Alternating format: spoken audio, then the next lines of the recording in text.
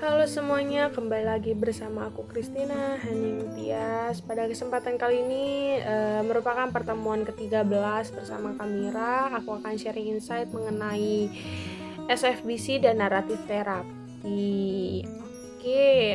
Pertama mulai perkuliahan kita membahas kembali tentang pertemuan sebelumnya mengenai SFBC dan naratif terapi dan mengulas kembali perbedaan modern dan postmodern. Modern itu merupakan mengapa permasalahan itu bisa terjadi, mengkotak-kotakan dan segala sesuatu ada aturannya. Kalau postmodern lebih melihat kebenaran tidak bersifat mutlak, berfokus pada pemecahan masalah, fokus pada potensi konseli, tidak mendiagnosa, lalu patologinya bukan suatu gangguan atau masalah namun ketidakmampuan konseli dalam mengkonstruk permasalahannya, lalu tidak membahas masa lalu, dan yang terakhir ada fleksibel, tergantung kita melihat permasalahan dari sudut pandang yang mana. Itu merupakan perbedaan antara modern dan postmodern. Lalu bahasa atau respon konselor dalam SFBC dan naratif terapi mempengaruhi konseli dalam berpikir dan menjawab pertanyaan konselor. SFBC itu dipopulerkan oleh Inso Kimberg dan Steve D. Caesar, keduanya pekerja sosial. Latar belakang Inso Kimberg itu dari keluarga farmasi.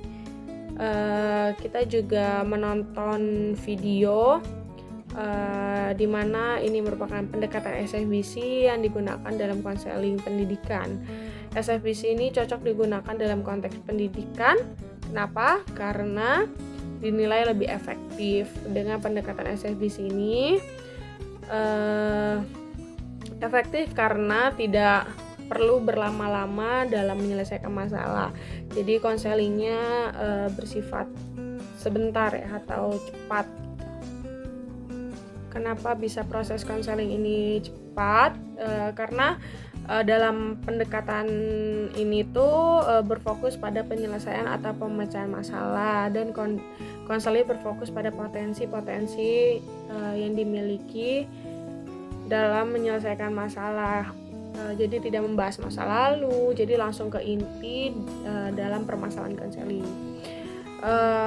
Dalam pertemuan ini Kamira juga menjelaskan keterampilan dasar konseling. Dalam video yang ditampilkan terdapat respon verbal dan non-verbal.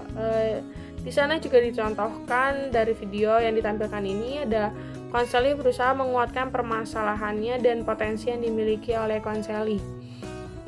Jadi langsung ke inti permasalahannya dan mencari potensi apa yang dimiliki oleh konseli untuk dapat menyelesaikan permasalahannya tersebut.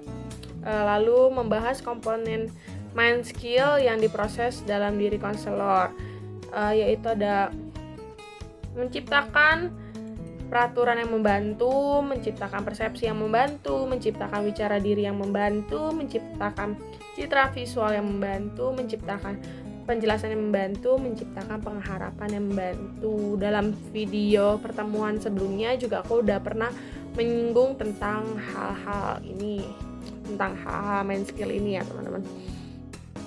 Oke, dari video yang sudah ditampilkan itu juga ada contoh respon encourage atau konselor menganggukkan kepala, memberi pujian kepada konseli. Tujuannya untuk mendorong konseli menceritakan lebih dalam lagi permasalahan yang sedang dialaminya. Pendekatan naratif terapi ini dipopulerkan oleh Michael White dan David Epson. Oke, kita lanjut ke naratif terapi. Di sini tuh membahas teknik-teknik dalam naratif terapi. Konselor membantu menginternalisasikan atau permasalahannya dihilangkan atau dianggap tidak ada. Lalu ada raising dilemma.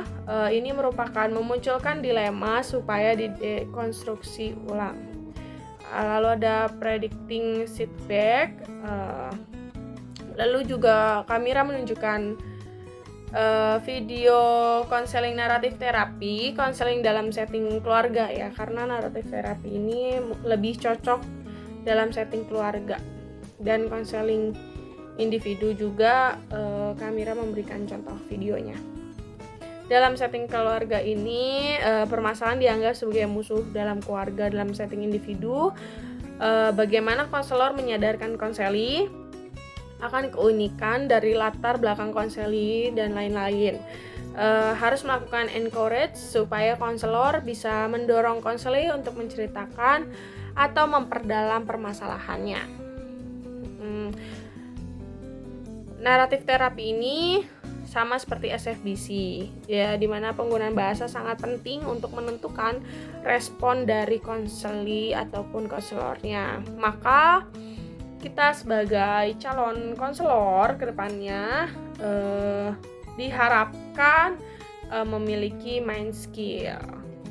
Oke, sekian sharing insight yang dapat aku bagikan di video kali ini. Semoga video yang aku buat ini bermanfaat untuk teman-teman semua.